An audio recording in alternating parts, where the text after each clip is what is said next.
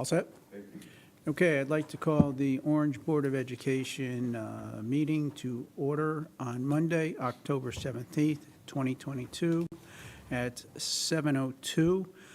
Before we get started, Dr. Scarpetti would like to have a minute to address the board. Hi, everyone, and welcome. It's nice to see all of you. I just wanted to take a moment and again just acknowledge what I consider a tragedy that occurred in our district of the loss of a child, Devin Howard.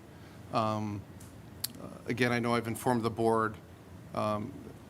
It's tough to put words together, quite honestly, but I asked Mr. Crowd if we could just keep the family in our thoughts and prayers, and the whole Racebrook community. Of course, we're reaching out to the Howards as best as we can and providing support as they go through their own process of mourning the loss of Devin.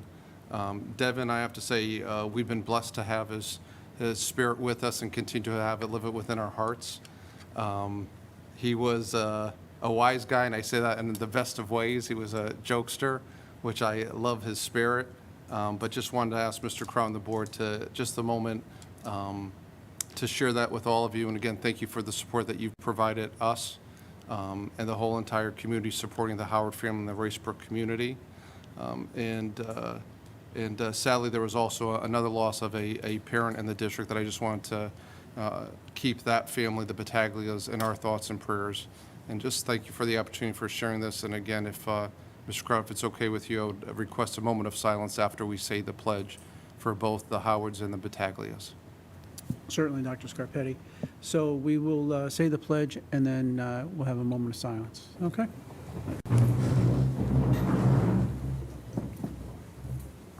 Pledge allegiance to the flag of the United States of America and to the republic for which it stands, one nation, under God, indivisible, with liberty and justice for all.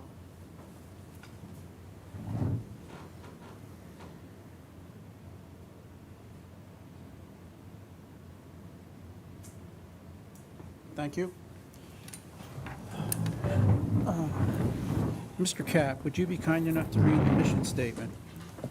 Sure. The Orange Elementary School District recognizes that the education of each child is shared responsibility of every member of our community. Our goal is to inspire and empower each student to achieve academic excellence, embrace social and individual responsibility, and lead with integrity. We believe all individuals should be valued and treated with respect. Together, we will make a difference. Thank you, Mr. Kapp. Any public participation? I don't see any. No? Very good. We will move on to the consent agenda. I'll be looking for a motion to accept the items under the consent agenda. The minutes from the September 19th, 2022 Board of Education meeting. Do I have a motion to accept the minutes from the September 19th, 2022 Board of Education meeting? Was that Betty? Susan? And any discussion? All in favor? Opposed? Abstain? Mr. Armstrong will be giving a technology update this evening. Mr. Armstrong? Thank you. Thank you for allowing me to present some important updates for those in attendance and at home. The members of the Technology Services team... Sure. The members of the Technology Services team work tirelessly to support summer project initiatives as well as in-school support for staff, students, and their parents or guardians. To ensure issues are handled accordingly, please send an email to techsupport@orange-ed.org, where a ticket is generated automatically. Our team of technology specialists will see the ticket and contact you as soon as possible by email or phone. Over the summer, the Technology Services Department collected all the Chromebooks, checked them for damages, cleaned them, and put them back into the classrooms to be reassigned to students for the duration of the current school year. Teachers have technology such as school-assigned laptops, interactive panels, and document cameras available in their classrooms for teaching and learning. These items keep the students engaged and helps to make learning fun. We have begun the process to expand the wireless infrastructure to include outside access points. The outdoor wireless technology allows us to explore new technologies such as teaching and learning outside the classroom during warmer months. It also allows for staff to dismiss students using Pick My Kid in order to streamline the dismissal process and make it safer and more convenient for parents while picking up their children. The Pick My Kid software provides a secure and efficient way to dismiss all children safely. Since the removal of classroom printers due to their expensive costs, high-powered copiers have continued to provide school staff with printing, copying, and faxing services. Copiers are strategically placed within the schools and have provided a cost savings to the school district. With the board's support, we've purchased copiers to reduce costs further while maintaining a warranty using the toner replenishment program. For those of you who are not familiar with the toner replenishment program, Conica will automatically send toner to each site when they have met their low toner threshold. This program also provides maintenance repairs, including parts and labor, for all of our copiers. Neil, if I could just interrupt one quick second. So the board may recall, or most of the board members may recall, that all our copiers were leased. I want to acknowledge Mr. Kapp. He was a great resource for us when we were looking at when leases were up and we had to replenish. So we have 11 machines. Out of those 11 at that time, 8 were purchased and only 3 were leased out. That lease is ending the end of this year. I'm going to be reaching out to Mr. Kapp, and again, we're, as we know, and you'll hear of me in a second, it's budget season already. And so here's something we want to explore. We've saved a large amount of money going through this process, but we want to see what's best because we want to make sure the machines are there when we need them, but also want to do what we can for cost savings. So, Mr. Kapp, I'll be reaching out to you sooner than later with regards to that. Sorry about that, Neil. That's good, thank you. The school district provides monitoring of its security cameras at each school. Additionally, school resource officers also monitor security cameras. Technology services continue to work to improve camera coverage as well as cycling out end-of-life, older model cameras for state-of-the-art cameras that meet the district's security needs. For those parents and guardians at home, please take some time to visit the school district's website to find resources by visiting www.oess.org from any web browser on a computer or a mobile device. There is a language translation tool that is embedded into the district website. You'll find that it is located at the top right corner of the website. The tool is provided by Google and offers over 100 languages. What's nice about this tool is once you've changed the language, it follows you throughout the website. The Orange District has many families who primarily speak a different language, and hopefully they find this tool helpful. Navigating through any website for information can be difficult. For this reason, we have a web page for our families called Family Resources. The shortcut to the Family Resources web page is located at the top of every web page throughout the site.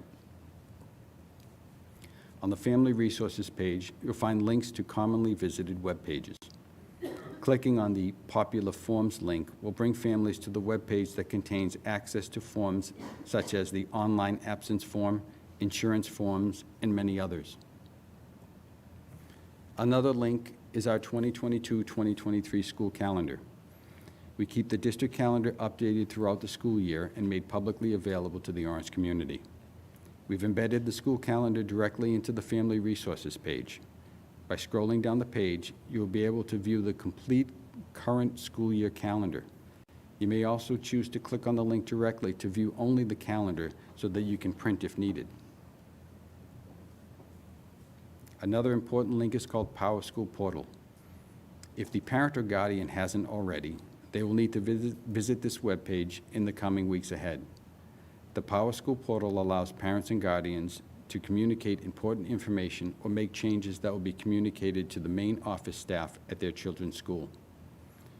Your children's school will also communicate important information to the parent or guardians with updates on grades, attendance, lunch balance, and much more. This slide shows what the Powerschool Portal looks like when a parent or guardian is signed in. If there is more than one child, you can toggle between them in the top left section of the page. On the left menu, there's a button called Forms, and when you click on it, you will be presented with forms requiring verification or sign-offs. To open the form, just click on the title. Once the form is open, you can begin to fill out or update the information of the form. It's important to know that the form Student Policy Agreements and Photo Permissions does come with a due date to verify that you have read the Parent-Student Handbook and Internet Use Agreements with your children. The form is available now to any parent or guardian. We also have another link called Safe Schools Tip Line. We wanted to provide a way for members of the Orange community to report anonymous or non-anonymous tips in an effort to improve upon school safety. Our district website is one of our main tools we use to communicate, so it's important that we make the visit a good experience for all Orange families, including those with hearing or visual impairments. We follow the federal guidelines from the Americans with Disabilities Act, which requires us to have eye-friendly colors, certain style fonts, and captioning of text and links throughout the website. We continue our partnership with our insurance vendor, SmartTech, to provide protection against costs incurred from damage or loss or theft to a Chromebook. The cost is $29 per Chromebook, and coverage lasts for the duration of the school year. If any parent or guardian is interested in purchasing insurance, please contact Technology Department by emailing techsupport@orange-ed.org to receive further information or to start the process. We take our students' privacy seriously, and so does the state of Connecticut. In the spring of 2016, the Connecticut General Assembly approved the Public Act 16-189 that further protects our collected student data from online vendors while we use their hosted platform for teaching and learning. Although we share very limited data in general, we are required to share a list of online vendors who have entered into the agreement to abide by the Public Act. We also display a list of those vendors who were requested but not approved. Parents may visit the Family Resources page and click on the link called Data Privacy. One of the software used by the district that provides safety for our students is GoGuardian. This product protects our staff and students from inappropriate content and advertisements on websites and YouTube. Additionally, this program is capable of providing device recovery for those Chromebooks that get misplaced within the school year. We also have a software named Bark that helps to monitor student content for specific words or phrases within documents or emails. Once detected, alert notifications are automatically sent to the principals for review for appropriate action. The software is an effort to keep our students safe by staying ahead of cyberbullying and various other threats. Our top layer of security is our firewall appliance, which is shared both in cost and functionality with the town of Orange. The appliance runs software that blocks outside attackers from penetrating inside our network and causing damage.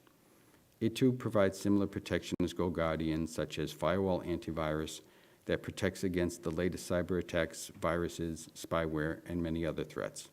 Intrusion prevention system, which examines network traffic which examines network traffic flows and works to prevent exploits. And also web content filtering. That goes even further than GoGuardian, protecting any device with any browser within the school district. The district continues to use software such as Clever and ClassLink.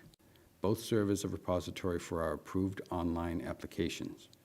In this slide, you'll notice that the picture to the left shows a student holding a QuickCard badge in front of her Chromebook webcam. ClassLink software scans the badge and signs the student into the Chromebook, which then launches the ClassLink dashboard in just a few seconds. Although ClassLink is used among all grade levels, the QuickCard badge is mostly used in grades pre-K through 2, allowing these lower grade students to use modern technology for learning within their classroom.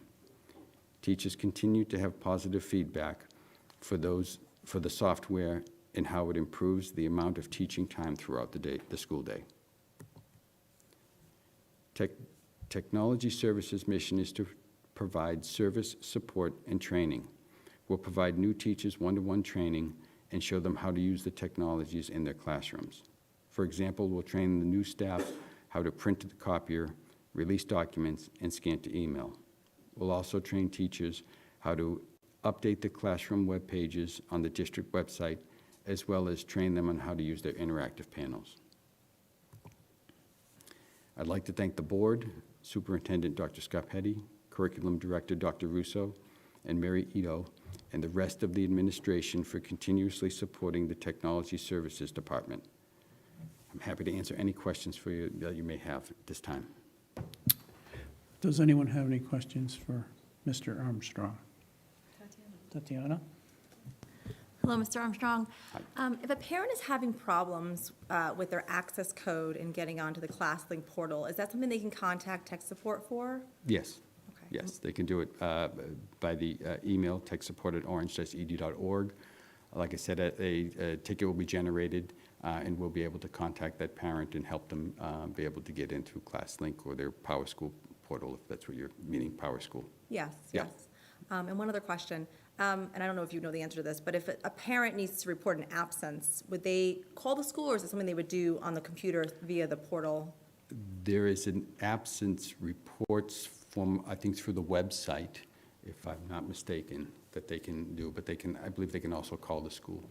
Okay, thank you. You're welcome. Go ahead, Carmen.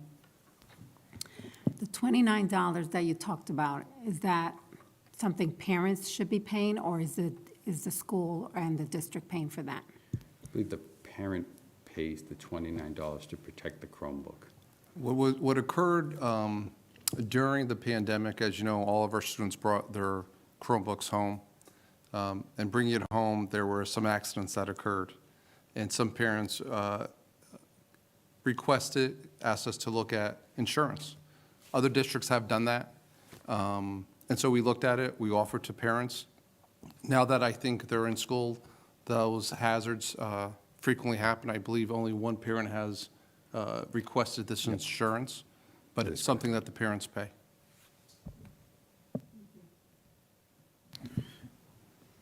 Go ahead, Yeah, I Betty. just want to thank you, Mr. Armstrong, for bringing us up to date on all the different issues and technology updates, et cetera, that have been going on. And I want to congratulate you and your team for all the hard work. Thank you. Thank you very much. I'd like to echo what Mrs. Hadlock just said as well, is I'm impressed with all of the tools, how logical you've made it for us, so thank you. And I did see quite a few things that I wasn't aware of that we're using, which are pretty impressive, so thank you, great job. You're welcome. Thank you. Anyone else for Mr. Armstrong? Nice job, Mr. Armstrong. Thank you very much. Have a good night. We will move on to the superintendent's report. Dr. Scarpetti? Thank you, Mr. Kraut, and good evening, everyone, again. So as mentioned in the past, we are starting the budget process. Letters went out to all department heads and also building principals. And this is kind of a springboard of even conversations we've had at the subcommittee meetings. As you know, we have a long-range plan that are specific for specific subcommittee meetings. And what I hope that all of you see, and as we present, the connection of what we talk about for our goals, interacting with our budgets. That being said, as I just mentioned, I'll be reaching out to Mr. Cap not only for the copiers, but in addition to that, the Capital Planning Committee, which is run by the town, has also requested those items. I'll be reaching out to Mr. Cap since he's the chair of Building and Grounds, and that's something that will be then shared with Building and Grounds, and then conversely with all of you if you're not on that committee.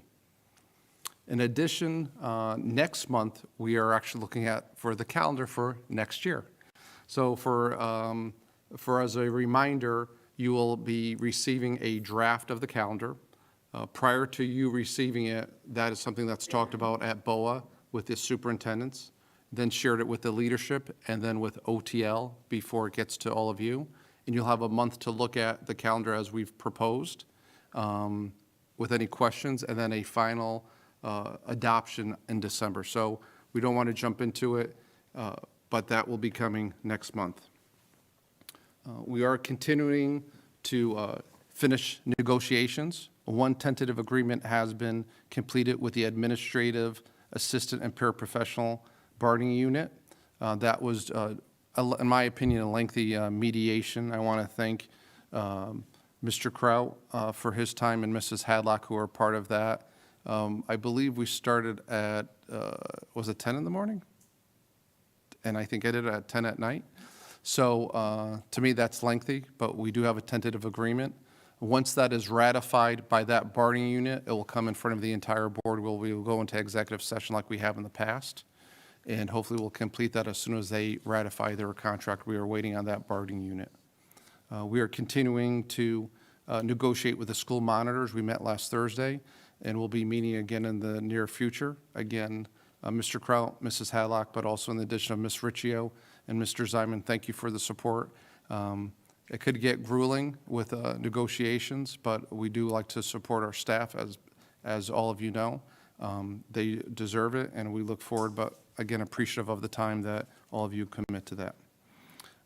As I said, it's interesting how time is flying. I was sharing with some board members before the meeting happened, and I guess one of the triggers was when I walked into Costco, and I think it was at the end of, I think September, there's Christmas trees out already, which is maybe a little bit too early than I would be expecting, but there's like little symbols I'm seeing, and again, even looking at the calendar, this week we're having parent-teacher conferences already.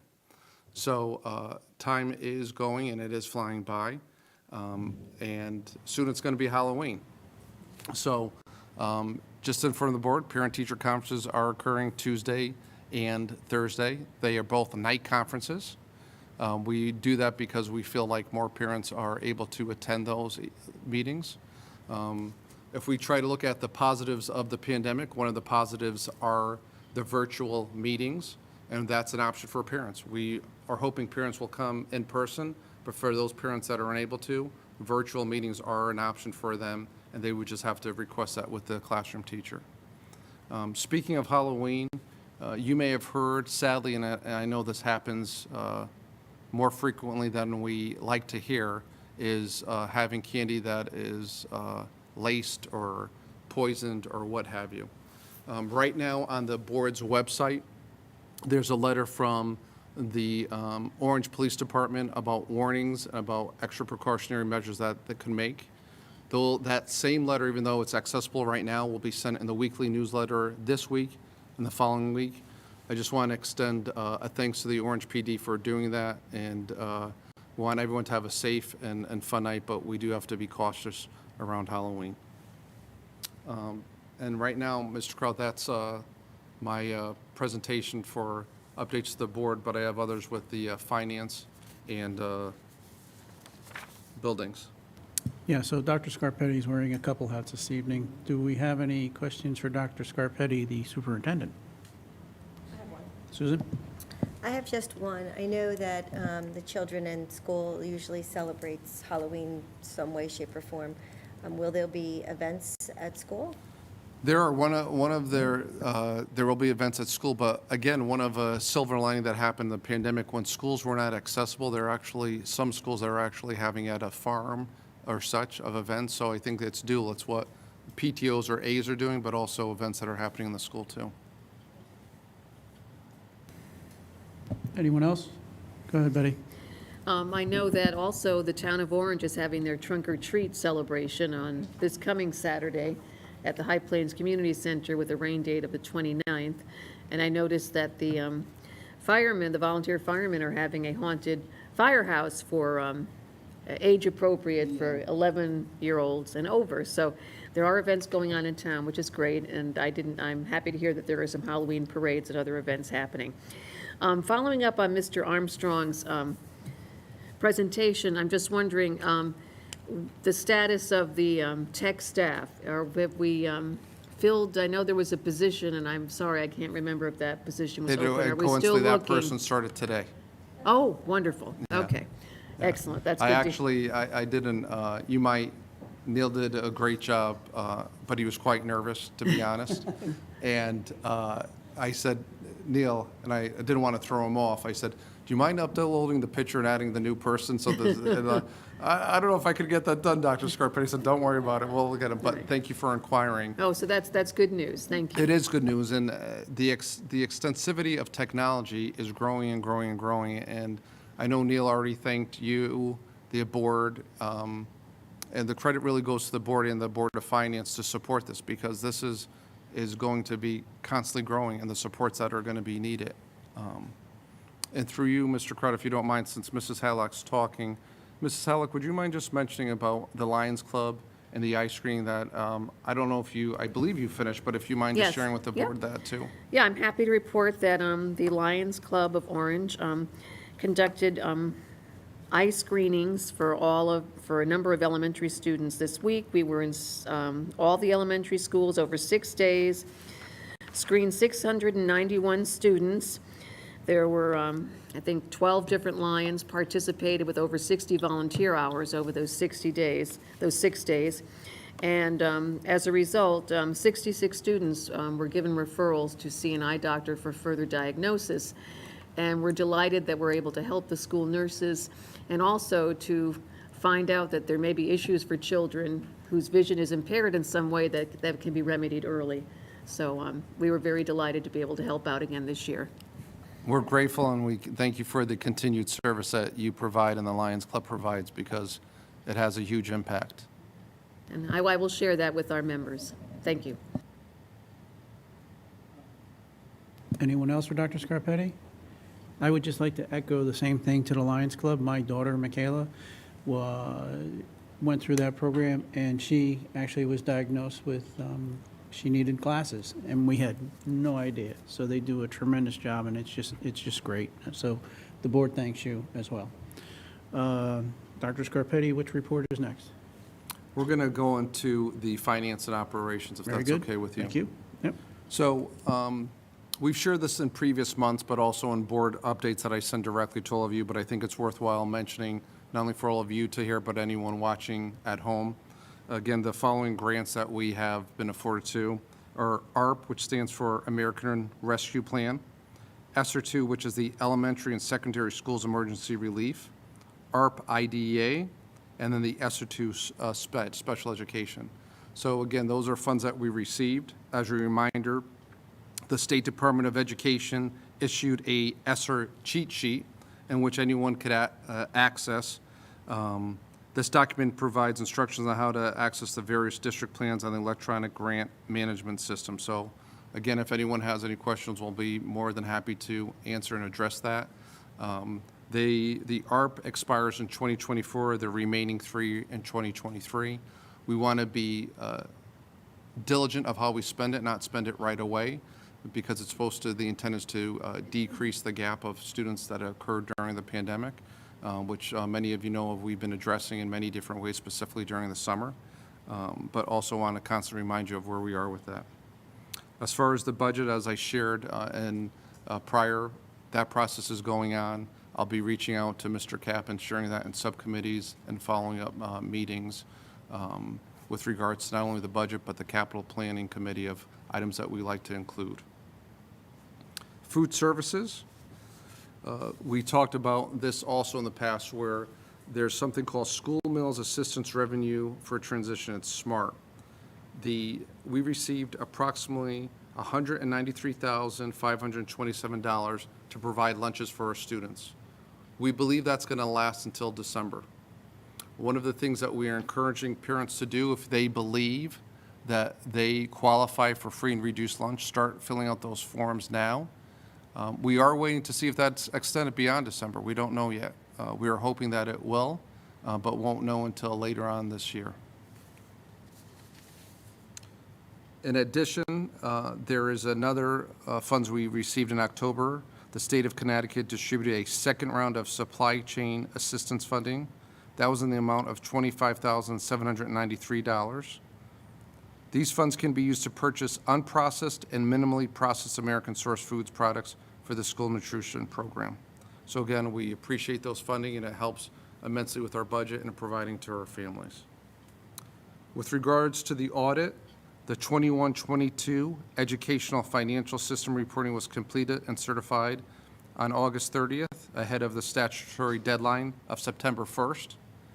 The auditors will continue their work in October on the 21-22 agreed-upon procedures. That's the AUP audit, and as well as the general audit of financial procedure, which is due by December 31st. And that's currently the financial update, Mr. Kraut. Any questions for Dr. Scarpetti on the finances? Very well, thank you, Doctor. I want to move on to buildings, right? Yes, sir. Thanks. So last is building maintenance. Our contractor was on site at each of the schools recently to conduct the annual boiler maintenance in anticipation for the heating season. There were no issues found during the inspection and cleaning process. The boilers were turned on this past week to begin the heating season. And then coincidentally, we actually lost at two of our buildings, we lost power. And that was on September 22nd. Actually, I believe it was a good practice. I think it was one that had to do with a pole being hit. The other one was a power outage here at MLT. It was a good response for the processes that we put in place, and actually looking at what things that we need to do better. So kudos to the Peck Place staff and the MLT staff and how they responded. The kids did great. Quite honestly, when the lights first went out at Peck, and I happened to be at the building, I was at one of the classrooms, and when the lights went on, all the students went, "Oh!" They were so excited to be there and working, and again, talk about technology. The computers were up, charged, ready to rock and roll, and able to do activities even though their Wi-Fi wasn't accessible. They were able to at least work on their computers and with each other. And that ends my report, Mr. Kraut. Any questions for Dr. Scarpetti on buildings? Very well, thank you, Doctor. Dr. Russo. Good evening. I'll begin the curriculum report with some information on the curriculum grants. Those would be titles 1, 2, 3, and 4. By mid-next week, we should be able to submit titles 1, 2, and 3. Titles 1 and 2 are aligned to our Early Reading Success Initiative. Title 3 is mandatorily aligned to supporting students who are English language learners. And it's really important the past few years, all the work that we've done for the early reading success and tied to that grant and other budgetary spending is because pursuant to Section 395 of the Public Act number 21-2, the Connecticut General Statute, Section 1014 HH, with that, the Connecticut State Department of Education, in consultation with the Reading Leadership Implementation Council, will review and approve reading curriculum models and programs for use by local and regional boards of education for students in pre-K to grade 3, inclusive that are evidence-based, scientifically based, and focused on competency in the following areas of reading: oral language, phoneme awareness, phonics, fluency, vocabulary, rapid automatic name, and reading comprehension.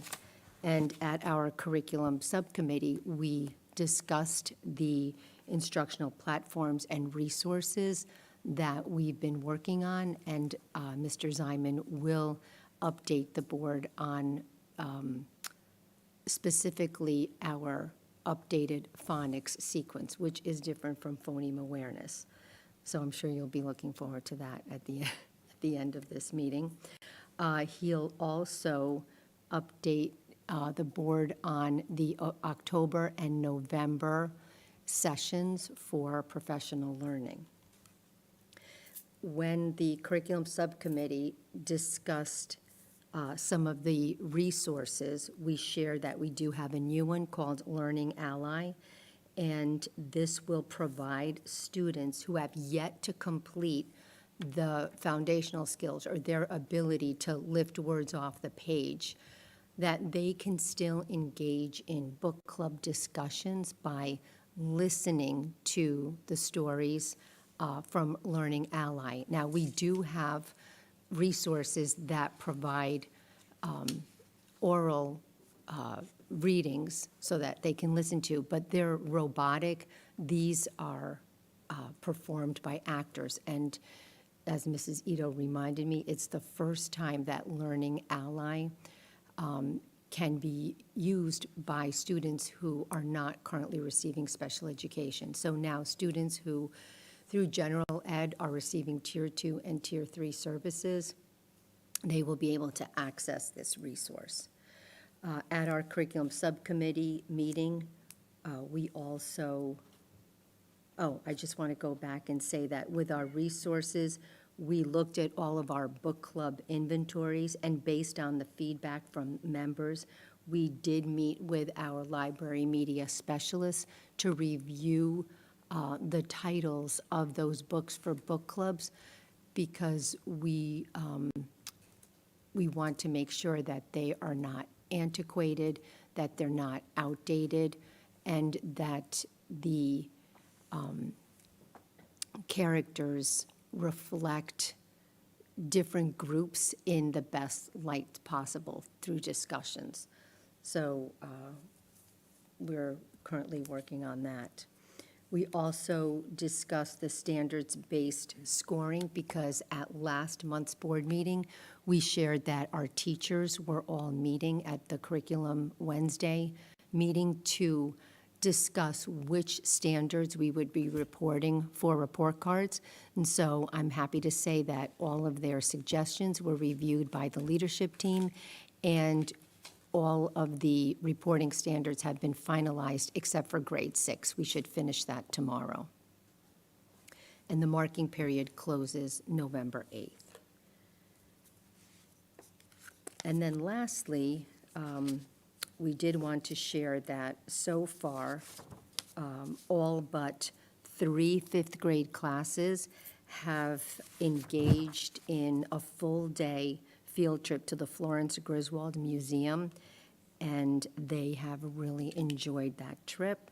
It is aligned to this month's unit on landscape. So we've got lots of pictures we'll share for the next board update.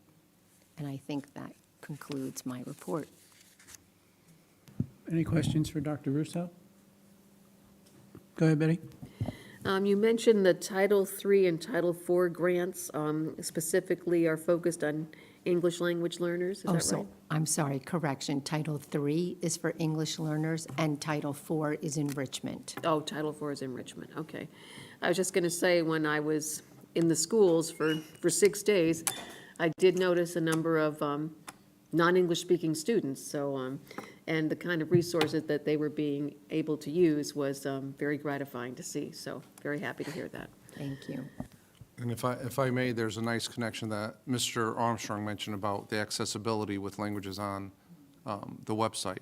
Because what we find out that even though there may be about, I think, 30 students that may speak a specific language, there may be a variety of languages in addition to the one student speak that the parents may speak. The kids may speak English, but the parents may not. So it's a nice connection that you made, Mrs. Hallock. Appreciate that you observed that. Anyone else for Dr. Russo? Very well, thank you, Doctor.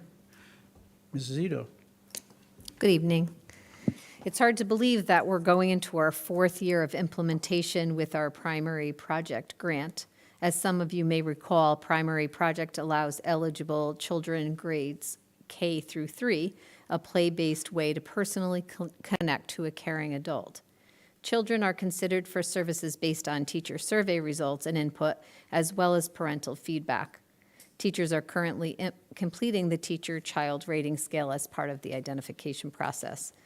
There are 4 primary domains that we look at when considering children who may benefit. Those domains are task orientation, assertiveness, behavior control, and peer social interactions.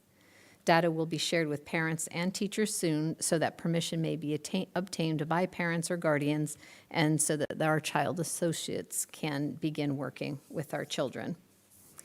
Also funded through the primary project grant, I just want to remind everyone that we continue to have a town-wide subscription to Peace at Home Parenting Solution. This subscription provides sessions that are live and interactive, online classes, and on-demand recorded classes. Families receive information through their individual school newsletters. Any specific questions or interests can be directed to our school psychologist or social worker. And as you have heard through Mr. Gray's reports in the past, and then again, Dr. Scarpetti tonight, the ARP ID ESSER funds are being used to develop our professional skills. Our math coaches, district specialists, and a group of our special education teachers and one of our gen ed teachers have been working on providing professional development opportunities that will be available to interested non-certified and certified staff before, during, or after school. The special education staff continue to work through the new Connecticut Special Education Data System, or better known as CT SEDS. Anyone with questions regarding this system is encouraged to reach out to the child's special education teacher or school psychologist. Information is also on our website regarding the relationship between the old IEP system or individual education plan system and the new CT SEDS individual education system. And just as a friendly reminder, the legal responsibilities around the Individuals with Disability Act has not changed, just the way we're reporting out on that. And to mirror off the whole discussion around, the multiple languages we have in our district, CT SEDS also offers the individual education plan to be translated into multiple different languages. Title I remains a critical federal civil rights law that prohibits discrimination on the basis of sex in any education program or activity operated by a recipient of federal financial assistance in our school. As a decision maker and coordinator of Title IX, respectively, Mr. Gray and I participated in refresher training at the end of August, and as building level investigators, who are our principals, as well as Mr. Gray and I, we will be participating in another training for Title IX that'll be taking place anytime between now and the end of October. Our OES website contains important information regarding Title IX and some of the training presentations that we have participated in. Any individual who has questions or concerns regarding Title IX are encouraged to reach out to me directly through my email or by calling the board office. And that concludes my report. Any questions for Mrs. Ito? Go ahead, Betty. I'm trying to refresh my own memory of this. The new reporting system that you're using, the Connecticut, is it what? CT-SEDS. What is it called? CT SEDS, But is Or it the SEDS? Is that what that is? SEDS, SEDS? SEDS, yeah. SEDS. Is that aligned with the parent portal so that parents can actually see all of those, i.e., all that information if they access the parent portal? That is a really great question. The CT SEDS system has its own parent portal embedded in that system. Okay. We have not enabled that system as of yet because of the challenges that the state is having with the CT SEDS system and some of the other variables we've had around it. So right now, we are communicating directly with parents, either through an email or hard copies or both, until we're confident that the information that they receive through the portal is specific to their child and that it's working. So that's a goal that you'll have, so that Yes. it's all aligned. I mean, I thought that was the Correct. case. I just didn't know Yes. if that was operational yet. Okay, thank you. Ronette? Hi. Hi. I was just wondering if the district gets any feedback on the Peace at Home, if parents are accessing it, do we know how many are utilizing it, and if we have any feedback on the content of it?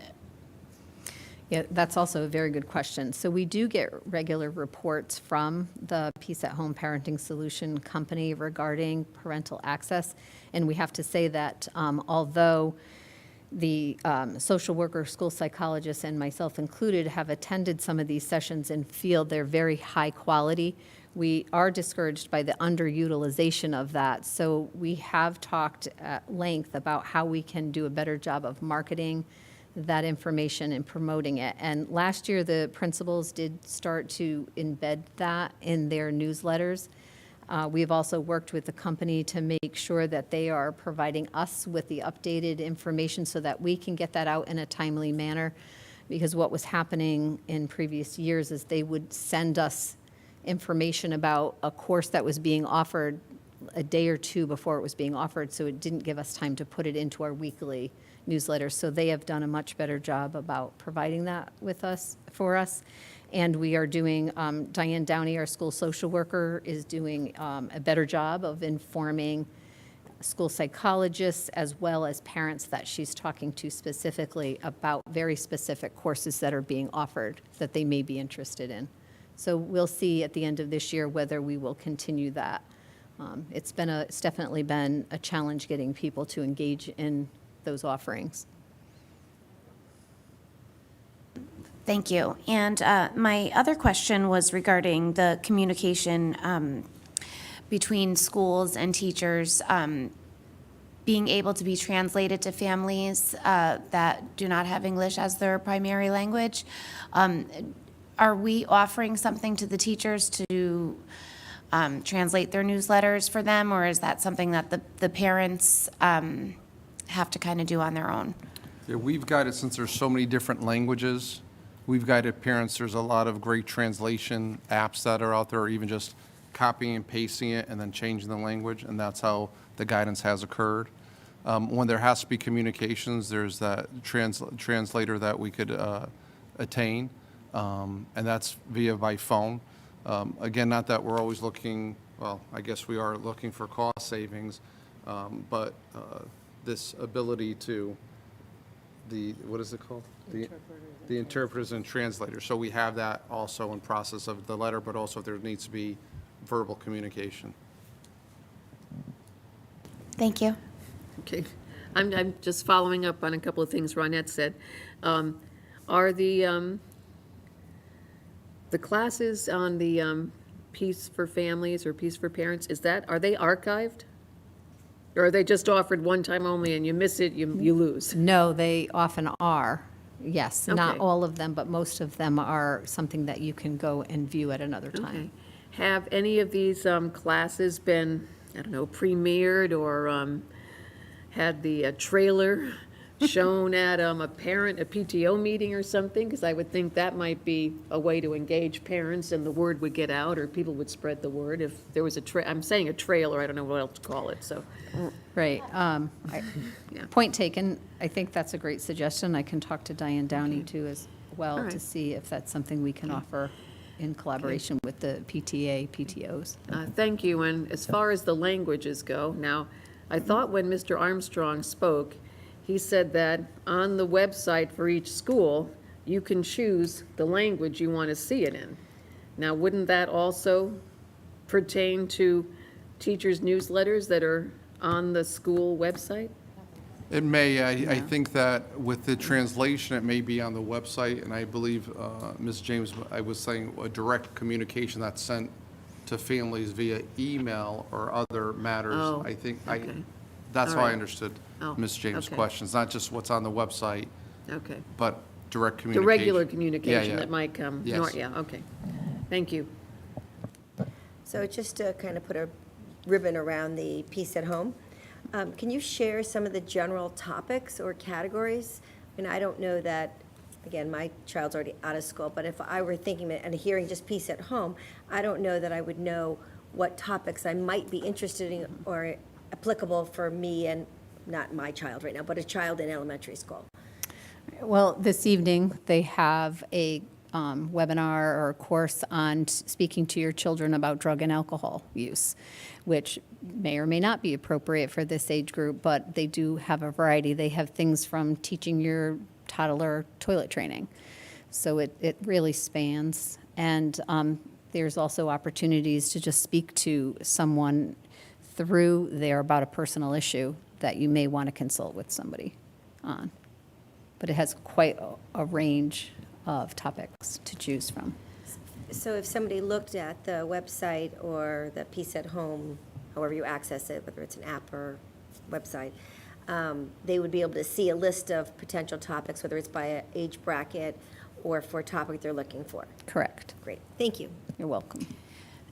It really is a wonderful resource. I hope that families are taking advantage of it. Yeah. Agreed. Thank you. Anyone else for Mrs. Ito? Thank you. Mr. Crowd, if I may just add around building and grounds, I neglected to share with the entire board, I did reach out to Mr. Cap as Chair of Building and Grounds. You may recall that rooftop units were supposed to be installed the weekend of October 8th. That did not occur, only because one of the rooftop units was missing a part. I believe it's called the Building Automation and Control Network that it's missing, so we're waiting for that to come in. Again, we were hoping with having a long weekend, because a crane is needed for it, and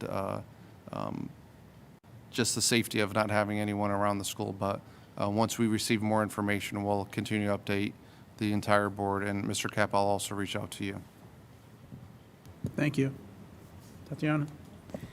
Dr. Scarpetti, is that, the rooftop units, is that something that needs to be done before the cold weather hits, or?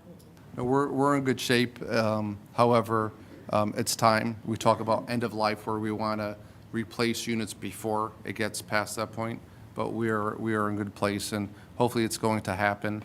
I know Mr. Gray's been in contact with the vendor and talking about options in case, if we get to that point, what to do. One of those options is buying the rooftop unit, and this is the 4.5 ton that's missing that, installing it, and they would have to install that, the backnet card themselves. We're hoping that it's going to happen where the whole rooftop unit has that backnet card where they could do the 7.5 ton and the 4.5 ton together. But we are working on it so it doesn't put us in a awkward position with the school or heating the school during the winter time. Thank you. Anyone else? Very good.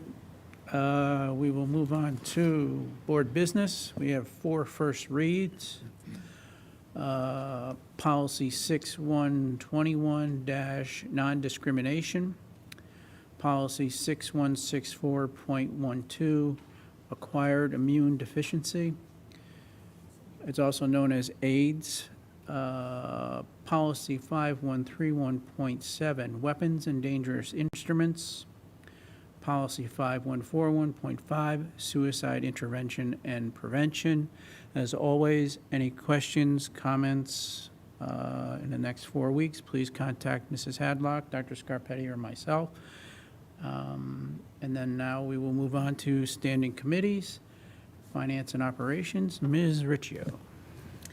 Thank you, Mr. Kraut. The Finance Committee met prior to this meeting, and we reviewed expenses. Everything has been in order. We're operating within budget, which is obviously good, which is what we're supposed to be doing. The one thing to note that if at the turn of, let me back up, relative to cafeteria, if we get to the point where there's not free lunches, just a note to parents that the rate will be the prior to COVID rate for lunches, we believe. But more to come on that. Please make sure that you're following the newsletters that for when information comes out. Dr. Scarpetti already mentioned the audit. And the other piece is that we are entering budget season, if you hadn't heard 3 times mentioned prior. And 21st Century is also doing well, but there are always spots available for parents if they need it. Any questions for Ms. Riggio? Thank you, Ms. Riggio. Personnel policy, Mrs. Hadlock. Thank you, Mr. Kraut. Thank you for mentioning that all of these policies are first reads, and I know, I hope people will have a chance to read them all. and then come back to me with any questions they have about that. Our committee met earlier this month, and before our meeting today, I was talking to Dr. Scarpetti about setting a next meeting, since the last Monday of the month, which is when we normally meet, is Halloween. So I think you'll have to stay tuned as to when we will be scheduling our next meeting for policy, and to sometime in November, probably. Very good. Thank you. Any questions for Mrs. Hadlock? Okay, buildings and grounds, Mr. Cap. I have no additional updates besides what was already given tonight by Dr. Scarpetti. In the Buildings and Grounds, we'll be scheduling a meeting in the near future to go over additional items that are going to come up. So nothing else to report at this time. Any questions? No? Well, it looks like we have a guest for curriculum. It's Eli Manning.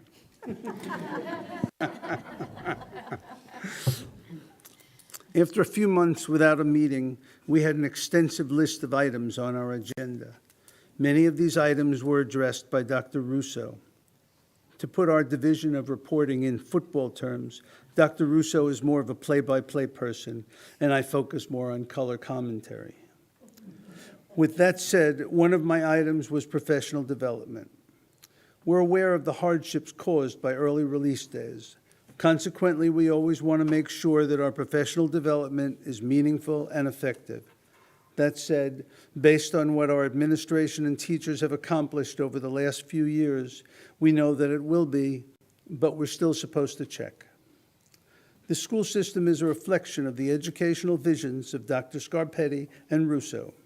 Unlike many districts, it is this vision that is reflected in our professional development. And that's why, more than simply a calendar, this is a roadmap showing how we continue to move forward as a school system. We were able to see how the entire year is set up, detailing dates, times, and topics that will be addressed. This led to an explanation of what I like to call the orange school system and the teaching of reading, which just disappeared. I was doing so well. I'll be right with you. Talk amongst yourselves.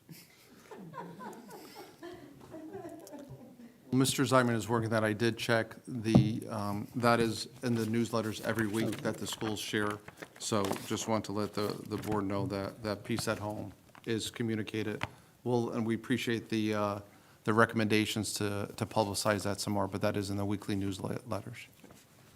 Thank you. I'm back now. Traditionally, the school system buys a program, and that often becomes their entire reading program.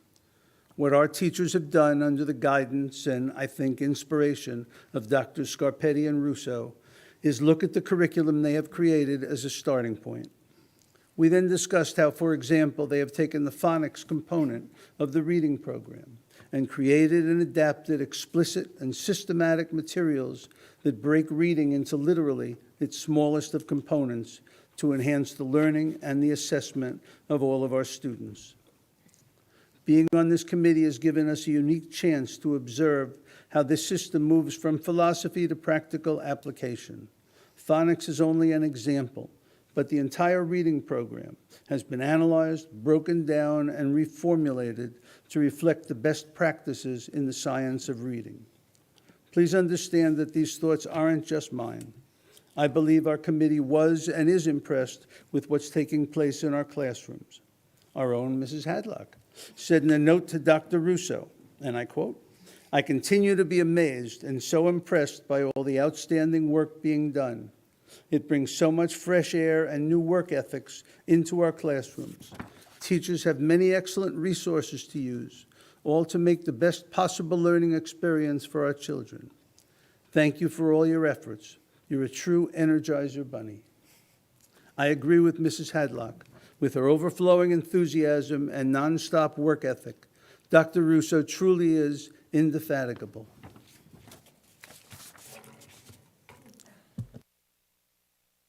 Any questions for Mr. Zeiman? Very well. Ms. Riccio, ACES? So ACES met on Thursday, October 13th. There was an announcement of 2 grants that were awarded to ACES that were significant dollar amounts, and I'll have more information next time. I just understood that The grants were awarded, we're finding out how they're going to be applied. ACES is also really looking at their design, their current design plan, and we had a facilitator come, and there were people from all levels of the organization, people in special ed, people in magnet schools, people in services, administrators, teachers, even bus drivers, transportation, everybody was included. And there was a facilitator that got through, like, should the priorities be? What is working, what's not working, what should we keep, what should we improve, what's influencing decisions? And it was a really good session. I attended, as well as Ethel Grant, the vice chair. And we really got a lot out of it, hearing it from people who are experiencing it and working directly with children as well as with other districts, knowing that all of their work influences all of us as well, and what's being offered and how they're doing things. Finance people were there. I mean, you name the group, they had at least a few representatives, and whether it was at a high level or a low level. And came up with some great ideas, and we're continuing on the design plan for the next few months, and so more to come on that. ACES also put out a proposed calendar that, again, I'll say, in the past, it used to be something that the districts must follow. Now it's something that you can be apprised that this is what the ACES is suggesting for districts, but we obviously can create our own. So the one that Dr. Sharpetti is going to be presenting to us may or may not have similar dates. So just so you know that there was one presented. The idea originally was to think about from a statewide or from a regional area, did we want to have a common calendar? Some people say yes, some people say no. So you have the choice, but it's out there.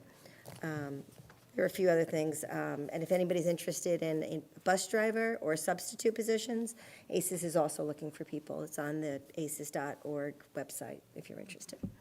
Those are about the only the only other thing is that ACES does have a program that's encouraging diverse candidates to get the alternate certification to becoming a teacher, a special ed teacher.